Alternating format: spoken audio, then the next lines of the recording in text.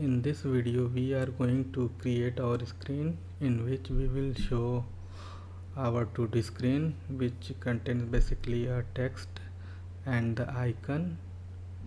So let's start by going to our package and creating a new Kotlin file, and let's call it screen. So let's create our screen. So for that we need to create a row. So let's create our row at composable. We need to define it as a composable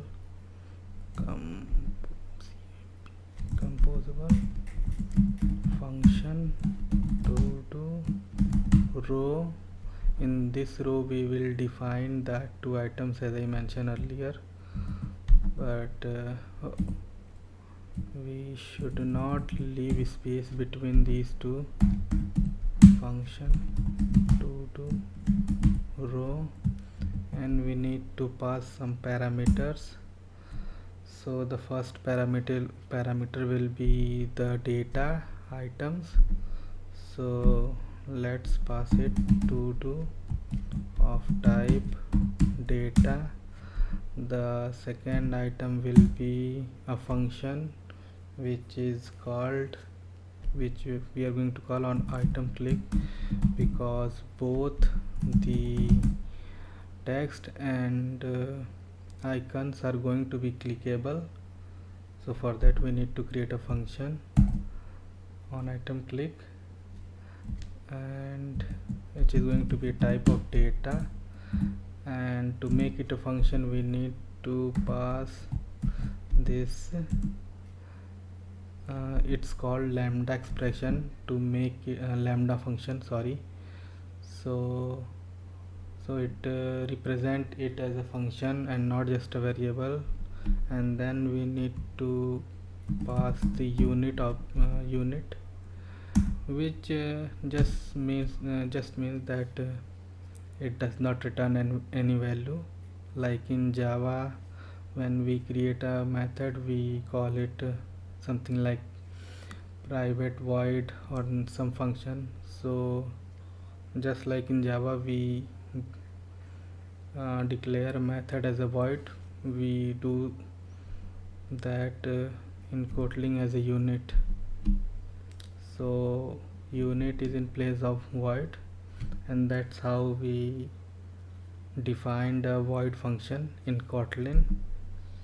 And last but not least, we need to provide a modifier, so we can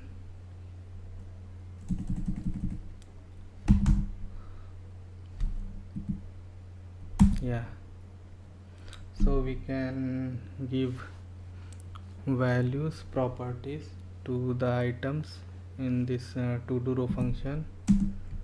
And let's create our row. So the first item is going to be a row. Actually first item, the items will be in a row, because the text and icons are side by side. So to define a horizontal layout we need to declare a row. So that's how we declare a horizontal layout in Jetpack Compose, like this. And again we need to provide some modifier for the row.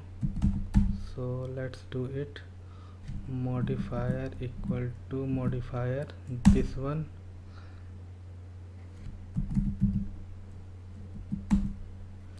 And again both of the items are going to be clickable, so we need to provide the to make it clickable. So for that we need to call it the clickable. We need to provide this clickable function, and now we need to provide it a name. So I am going to just call it on item clicked. Actually it's already there, yeah, my bad. On item click of we need to provide pass a parameter for it. So we are just going to pass the to do, yeah, we need to pass this to do parameter to this clickable, so it can function it on the data items. So that's why we need to provide the to do variable.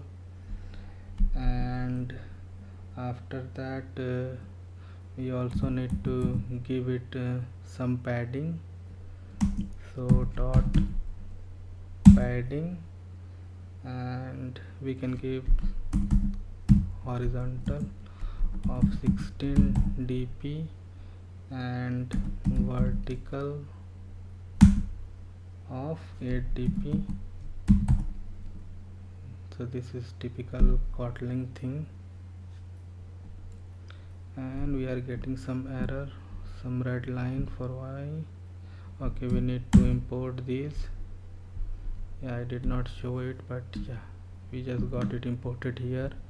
To use dp you need to import compose.ui.unit.dp, and then we need to provide a horizontal arrangement. So horizontal arrangement, and then we define it as a arrangement dot space between, and yeah, so these are going to be the properties of the row. So the horizontal arrangement dot space between is to make the children space evenly across the main axis, which is the x-axis, so it will look more consistent in terms of spacing, and you don't want to look your items, your UI items look ugly, so that's why it will place them evenly in horizontal way. So that's why we use this horizontal arrangement. And after this we define our two items, which are text view and icons. So let's do that. Let's move it one line below to make it nice and clean. So the first item in this row is going to be our text. So let's define text. For text you just need to, for text view we just need to provide the text text function, yeah. We are going to pass the items in our to do. So to do dot task, so we created this task variable in our first, I guess in our first video. So yeah, so this task is the first item which is going to be displayed in the text view, so we need to pass in our screen. So text to do dot task, and our the other item is our icon, so we need to pass the icon. So if you remember, we use the image vector and content description, so we will just do that here. Image vector of type, and we need to provide the image vector. So to do dot icons dot image vector, and for content description we can do the same. To do dot icons dot, what was that, content descriptions, and again it's not showing. Oh, no. Oh, we need to pass the string resource. Yeah, so where did it go? To do icons, and yeah, the icons are the content description are stored in the string resource file, so we need to provide the string resource and not directly and description. So to do no, sorry, again, a string resource string res, and then we need to provide the id. So id equals, now we can pass the to do dot icons dot content description, which again giving me error. So I guess I will have to look into it, so I will come back in a moment. Okay guys, so I have discovered the issue. The issue was basically in this data class where I forget to give variable name to this string resource, so that's why I could not fetch it. So let's correct this issue by giving it a value of type content description, and then we are back in our screen.